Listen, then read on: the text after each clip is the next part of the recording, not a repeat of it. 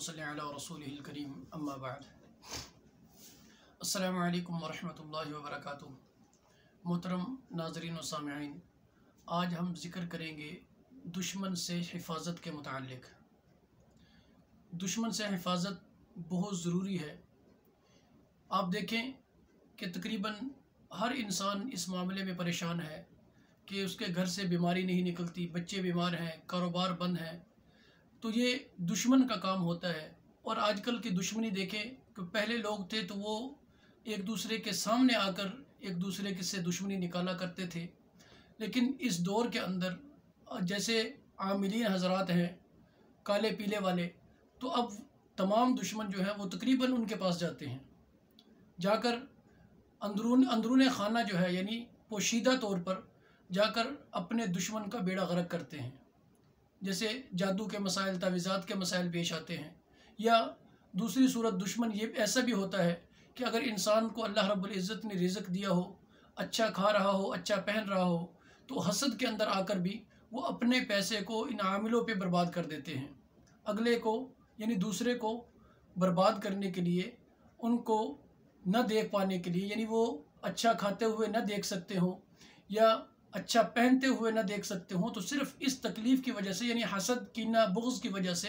वो सबसे पहला उनका हमला इस दौर के अंदर यही होता है कि आमिल के पास चले जाएंगे और उनको पैसा देंगे, पैसा देकर अपना काम करवाएंगे। अब उन्होंने पैसा दिया, आमिल ने काम कर दिया, लेकिन मुसीबत ये होती है कि जिस पर हुआ है वो बेचारा सारी ज़िंदगी परेशानी के अंदर मुब्तला होता है,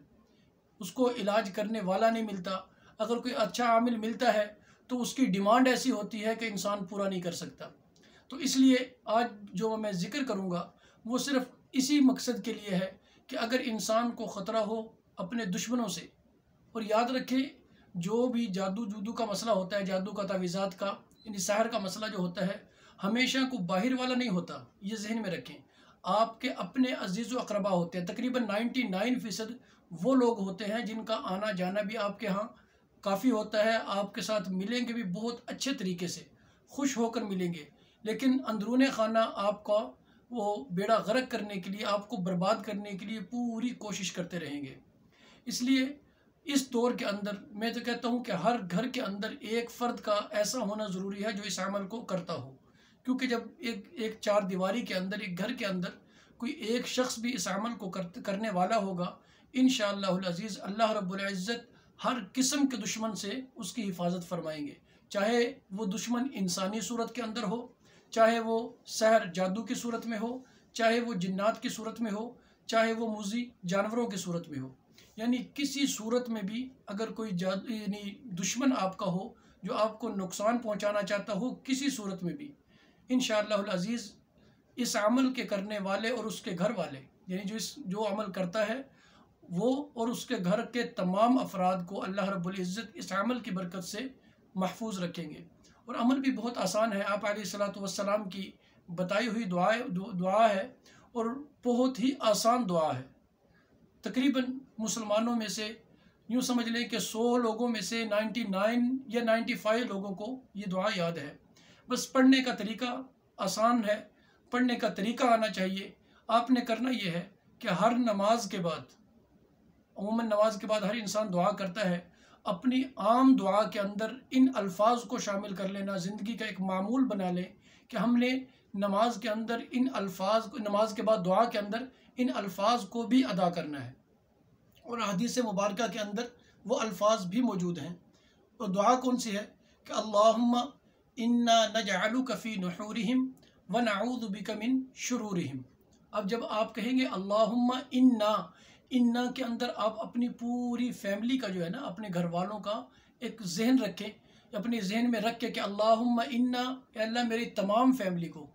नजअलुका फी नुहूरिहिम व नऊज़ु बिका मिन शुरूरिहिम। हर नमाज के बाद सिर्फ 3 मरतबा इन अल्फाज को अपनी दुआ के अंदर शामिल कर लें। और अगर कोई दुश्मन मुतय्यन हो, ये तो उस सूरत में है कि दुश्मन का पता ही ना हो, लेकिन या दुश्मन से हिफाजत चाहते हो कि कोई आप पे हमला ना करे। अगर आपको दुश्मन का पता हो कि फ़लाँ दुश्मन है, फ़लाँ अजीज़ है जो जादू करवा रहा है, या फ़लाँ दुश्मन है जिससे जान का ख़तरा है, या ऐसे इलाके में है जहाँ मूज़ी जानवर हैं वहाँ जान का ख़तरा हो, या ऐसे इलाके में या ऐसे घर में शिफ्ट हो चुके हैं جہاں جنات بہت زیادہ ہوں، جنات کی شرارتیں ہوں، ان کا شر وہاں موجود ہو، تو اس صورت کے اندر آپ نے کرنا یہ ہے کہ اسی دعا کو 24 گھنٹے میں ایک مرتبہ صرف 111 مرتبہ پڑھ لیں کہ اللہم انا نجعلک فی نحورہم ونعوذ بک من شرورہم۔ انشاءاللہ العزیز اس دعا کی برکت سے یا تو دشمن کی توجہ آپ سے ہٹ جائے گی کہ وہ آپ کی طرف توجہ ہی نہیں دے پائے گا۔ اگر دشمن پھر بھی بضد ہو کر آپ پر حملہ کرنے کی کوشش کرتا ہے تو اللہ رب العزت بذات خود اسے تباہ و برباد فرما دیں گے۔ السلام علیکم ورحمۃ اللہ وبرکاتہ۔